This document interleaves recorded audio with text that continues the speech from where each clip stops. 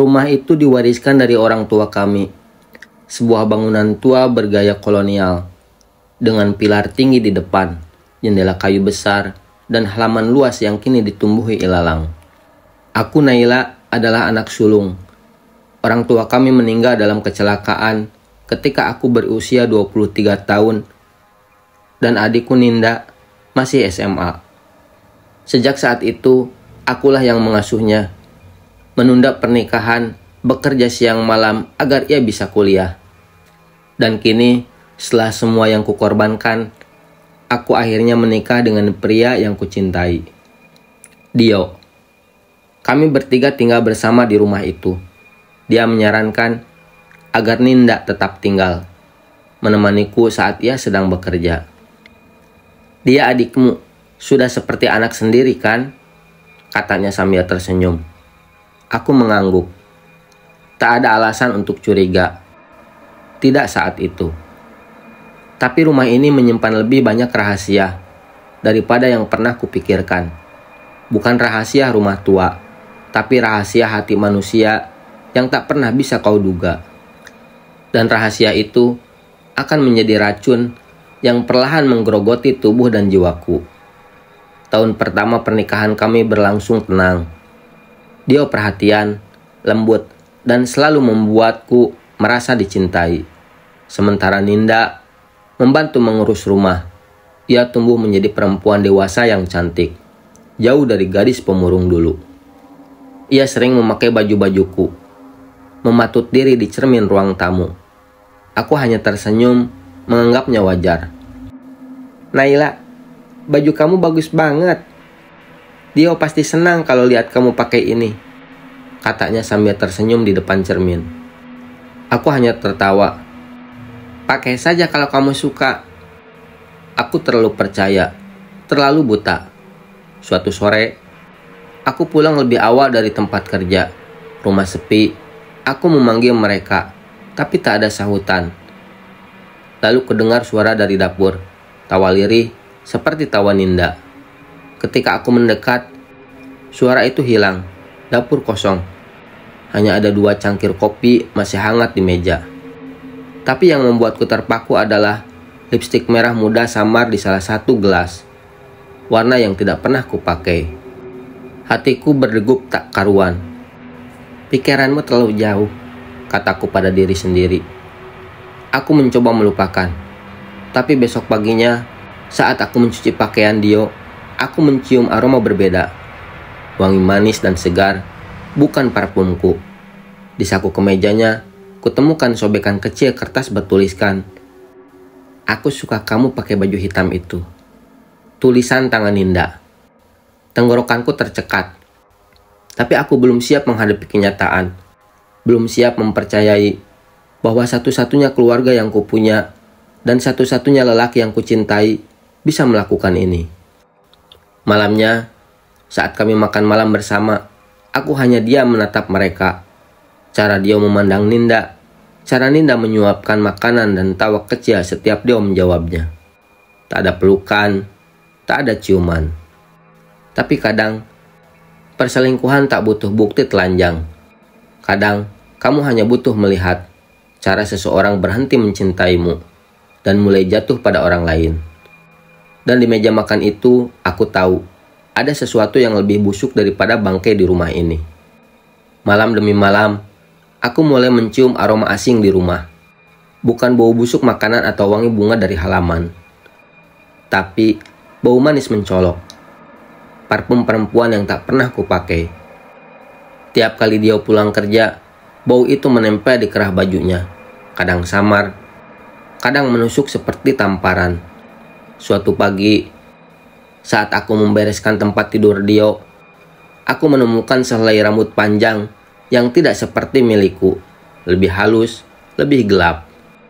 Hatiku menolak percaya, tapi malam itu, ketika aku sedang hendak tidur, aku mendengar langkah kaki di lorong, lalu bisikan, lalu suara tawa pelan. Aku membuka pintu perlahan dan berjalan ke arah sumber suara, yaitu kamar belakang yang jarang digunakan. Pintunya terbuka sedikit. Dari celah itu, Aku melihat Dio berdiri, memeluk seseorang dari belakang. Tangannya melingkar, bibirnya membisikkan kata-kata lembut. Dan sosok yang dipeluknya, dia berambut panjang, memakai daster hitam milikku.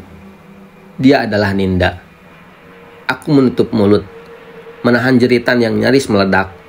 Dunia seakan berputar.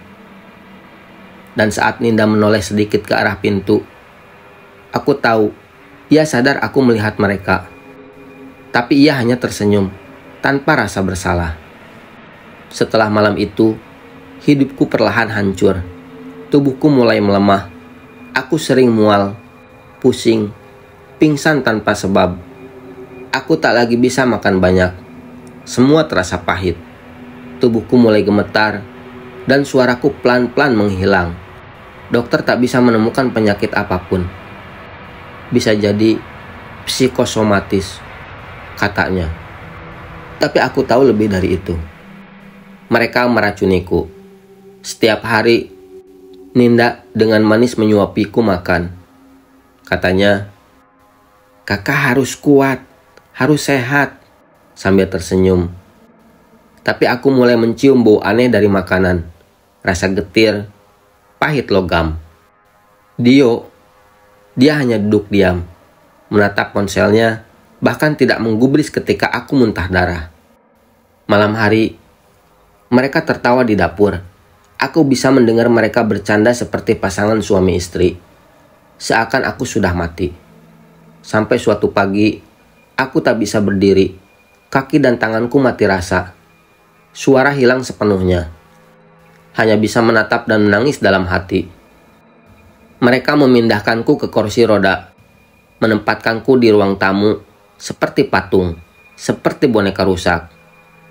Aku masih hidup, tapi mati dari dalam. Tubuhku mengurus cepat, tulang menonjol, rambutku rontok tiap kali disisir, gigi mulai tanggal, kulitku pucat dan mengelupas. Tapi aku masih bisa melihat. Setiap hari, Ninda memakai bajuku, duduk di tempat dudukku, berjalan berdua dengan Dio di depan jendela tempat aku duduk. Mereka bahkan bercinta di kamar kami, dan membiarkan pintu sedikit terbuka agar aku bisa menyaksikan. Penderitaanku adalah hiburan mereka. Kadang, Ninda berdiri di hadapanku sambil tersenyum. "Kakak cantik ya sekarang, mirip mayat hidup." Aku ingin berteriak, tapi tak bisa. Suaraku mati. Hanya isak tak bersuara yang menggantung di kerongkongan. Dio tak pernah menyentuhku lagi. Hanya memberi makan seperti memberi makan anjing tua yang akan mati. Lalu kembali ke pelukan Ninda. Aku kehilangan segalanya, bahkan harga diriku. Malam ketujuh sejak aku lumpuh total, aku melihatnya. Di sudut ruangan gelap itu, muncul sosok perempuan tua. Kulitnya keriput, matanya cekung, mengenakan selendang hitam panjang menyapu lantai.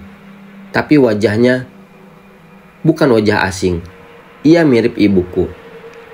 "Anakku, apakah kau ingin membalas dendam?"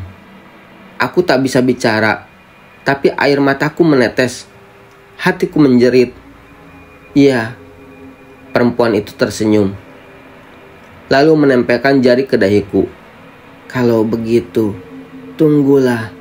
Kematianmu akan menjadi awal kutuk bagi mereka." Pagi itu, tubuhku dingin. Dio menemukanku membeku di kursi roda. Mereka memakamkanku cepat, tanpa upacara, tanpa keluarga. Hanya lubang dangkal di kebun belakang rumah, tidak ada doa. Tapi malam harinya, aku kembali. Bukan sebagai manusia, tapi roh yang masih membawa rasa sakit dan dendam yang dalam. Aku kembali ke rumah itu, duduk di kursi rodaku seperti dulu. Tapi kini, hanya Ninda dan Dio yang bisa melihatku di cermin, di kilatan kaca jendela, di bayangan air. Dan mereka tahu, mereka tidak akan tenang. Kehidupan mereka mulai berubah. Ninda mendengar bisikan setiap malam, kata-kata lirih dari balik pintu. "Kau rampas hidupku, kau rampas suamiku." Rambutnya mulai rontok, matanya cekung. Ia memekik tiap kali melihat bayanganku di cermin. tapi tak bisa lari. Dia kehilangan suara. Lidahnya membengkak. Ia hanya bisa menangis, tak mampu meminta tolong. Lalu, suara tangis bayi terdengar setiap pukul 2 pagi. Padahal mereka tak punya anak. Cermin di kamar pecah satu persatu. Dinding tergoles oleh tulisan, "Aku belum selesai." Sampai suatu malam, Ninda ditemukan mati di kamar mandi. Mulut menganga, mata melotot, tangan mencakar leher sendiri. Dia terbakar hidup-hidup di tempat tidur. Tapi anehnya, tidak ada api. Tubuhnya hangus, tapi kamarnya utuh. Kini, rumah itu kosong. Tapi, jika kau melintas malam-malam di depan rumah itu, kau bisa melihat bayangan seorang perempuan duduk di kursi roda di balik jendela. Ia menatap dunia tanpa kedip. Ia menunggu. Karena pengkhianatan tak pernah mati. Ia hanya berganti korban.